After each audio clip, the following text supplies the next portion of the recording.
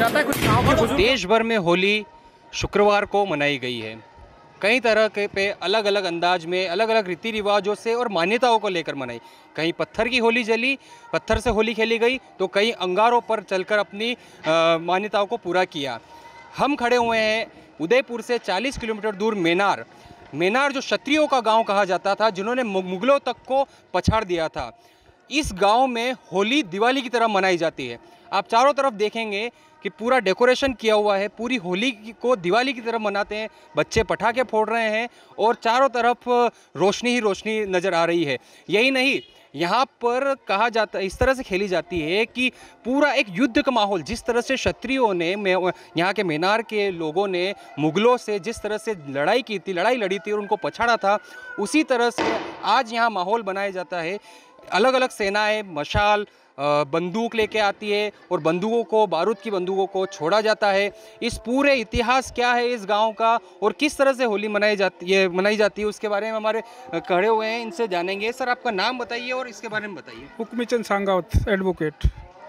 और ये मेनार का इतिहास क्या है और किस तरह से मुगलों से लड़ाई लड़ी थी? जहाँ तक जमरा बीज का प्रश्न है, ये संवत 16 से है। महाराणा प्रताप और उदय सिंह जी का जो कार्यकाल था, उस समय से हम मना रहे हैं। उस समय क्या है कि यहाँ पर मुगलों की चौकी थी, दूसरों गांव में भी थी, जैसे बिंडर है या दूसरी जगह। तो वहाँ सभी राजा महाराजा इकट्ठे हुए और उन्होंने कहा कि भाई इस अलग अलग चौकी का भार अलग अलग व्यक्तियों को दिया जाए। तो सभी जगह तो राजा महाराजा थे या उमराव थे, तो उन्होंने कहा कि हम कर देंगे। लेकिन हमारे यहाँ मेनार के कुछ व्यक्ति वहाँ पर मौजूद थे उस मीटिंग के अंदर, तो उन्होंने कहा कि आपको मेनार की ज़रूरत नहीं है, डरने की ज़रूरत नहीं है, मेनार का पार हम संभालते हैं और हम वहाँ पर मुगलों से हम लड़ेंगे और मुगलों से लड़ करके हम उनसे हराएंगे। तो उस समय क्या है कि वो सभी आए और हमने यहाँ पर मुगल जितने भी थे, जितने चौकी थी, हमने प्लानिंग बनाया और प्लान बनाने के बाद में उन सभी को कहा कि भाई रहो, और उनसे फिर बाद में उनको बुलाया यहाँ पे। और बुलाने के बाद में हमारे आपस में मुठभेड़ हुई और उस मुठभेड़ के अंदर हमने उनको हरा दिया और ख़त्म कर दिया करीब करीब सभी को। उनके शस्त्र वगैरह सब यहीं रह गए। और उस समय से, जिस दिन से ये हुआ और उनको हमने हराया, मुगल चौकी यहाँ से ध्वस्त हुई, उस समय से ये है जो जमरा बीज का त्यौहार मनाया जाता है। उसके साथ ही अभी जो हम मनाते हैं यहाँ पर, ये सुबह से ही बिल्कुल हर्षोल्लास के साथ मनाया जाता है। दिन में सभी गाँव के इकट्ठे मौतवीर सभी यहाँ इकट्ठे होते हैं इस चौराहे पर, ओंकारेश्वर के चौराहे पर, और यहाँ पर बैठते हैं। गुलाल वगैरह का कार्यक्रम होता है और पूरे साल भर की जो बच्चों का है वो सभी काम देखे जाते हैं। और उसके बाद में शाम को करीब 9 बजे के आसपास सभी मोहल्लों से जितने भी जैसे मेहमान आते हैं उनके लिए तो यहाँ व्यवस्था है बैठने की सब, लेकिन हमारे गाँव के व्यक्ति यहाँ नहीं बैठेंगे। वो सभी अपने अपने मोहल्लों से आते हैं और यहाँ 5 रास्ते हैं, पाँचों तरफ से यहाँ से मसाल जाती है और मसाल जाती है सभी अपने अपने एरिया में, क्योंकि फिक्स है हमेशा के लिए।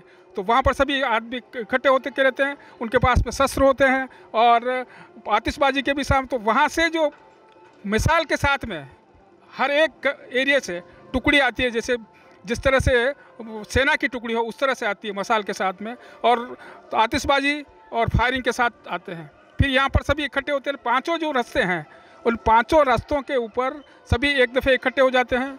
खूब आतिशबाजी होती है, फायरिंग होती है और उसके बाद में सभी इस तरह से दौड़ते हैं और आते हैं वहाँ पे कि जैसे कहीं लड़ाई हो रही हो। और वास्तव में वो एक सीन ऐसा होता है कि युद्ध जैसा ही होता है, जैसा कि वो पहले हुआ था और जिसके बाद में हमने जीता और मुगल शासन को यहाँ से हटाया। तो उस समय से इस प्रकार का जो पहले वातावरण हुआ था, उस वातावरण के अनुसार यहाँ पर ये इस प्रकार का कार्यक्रम होता है। तो फिर महाराजा ने प्रसन्न होकर के यहाँ पर लाल जाजम दी और मेहता की पदवी दी गई और उसी समय से हम इस त्यौहार को मना रहे हैं। तो यहाँ पर रात को 2:30 बजे तक कार्यक्रम चलता है, तोप चलती है, किस तरह से क्या क्या व्यवस्था रहती है? यहाँ पे इतना डिसिप्लिन है कि चाहे कितने भी पुलिस हो या मिलिट्री हो, उससे कोई फ़र्क नहीं पड़ता। यहाँ के व्यक्ति अपने आप में सेल्फ डिसिप्लिन है और कहीं पर भी अव्यवस्था नहीं होती है। कोई ये नहीं होता कि अशांति हो या किसी के ऊपर दूसरी तरफ फायरिंग हो गई हो या किसी के लग गई हो, ऐसा कहीं पर भी कुछ भी नहीं होता। और केवल यहाँ पर आतिशबाजी और सब होता है। और उसके बाद में क्या है कि तोपें भी आती है साथ, लेकिन तोपों को भी चलाया जाता है। वो तोपें इस तरह से चलाई जाती है कि किसी के ऊपर लगे नहीं एक्चुअल में अभी, क्योंकि नुकसान नहीं होना चाहिए उनको, और उनका उस व्यवस्थित रख करके और फिर बाद में सब इकट्ठे यहाँ होते हैं लास्ट में, जिस समय पूरी फायरिंग हो जाती है और सब कुछ हो जाता है, उसके बाद तो फिर क्या गुलाल छटी जाती है, और गुलाल के बाद में यहाँ से ढोल वापस जाता है, वो यहाँ से नीचे जो घाटी है हमारे वहाँ पर सब इकट्ठे होते हैं वापस, और पूरा मीनार का इतिहास गाया जाता है, और मीनार का इतिहास गाने वापस यहाँ पर आते हैं उसी धीरे धीरे। यहाँ से केवल आधा किलोमीटर में नहीं है, वहाँ पहुँचने में कम से कम 1 घंटा लगता है, और वापस वहाँ से आने में भी 1 घंटा लगता है। और उसके बाद में सब होने के बाद में यहाँ पर तलवारें चलाई जाती है, गोटे चलाए जाते हैं, और अपना कर्तव्य दिखाया जाता है सभी का। इसलिए क्या है कि और गैर नृत्य किया जाता है, गैर तलवारों से खेला जाता है। हर जगह तो आपने देखा होगा लकड़ी से खेलते हैं गैर का कार्यक्रम, लेकिन यहाँ तलवारों से गैर खेलते हैं, और उसके बाद में सब ये कार्यक्रम होता है, और एक बहुत ही ऐतिहासिक है ये, और 2 बज जाती है पूरी। तो ये जाना आपने पूरे इस कार्यक्रम के बारे में। आपको ये बता दें, यही वही चौक है जो बताया जाता है कि वही चौक है जहाँ पर मुग़लों की सेनाओं से लड़ाई की शुरुआत हुई थी, और उसके बाद मुग़लों को उनकी चौकी से भी आगे और यहाँ से पूरा खदेड़ कर भगाया गया था। ये 5 रास्ते देख रहे हैं आप, एक रास्ता तो ये है, एक रास्ता आपको सामने दिखेगा, एक 3 रास्ते सामने दिख रहे हैं, एक ये वाला, और ये मेरे जस्ट पीछे देखिए आप, ये रास्ता। यहाँ 5 रास्तों से सेनाओं के रूप में युवा मशाल लेके आएंगे, और फिर इस चौक में खड़े होकर इस तरह से फायरिंग करेंगे जैसे कि वाकई में युद्ध चल रहा है।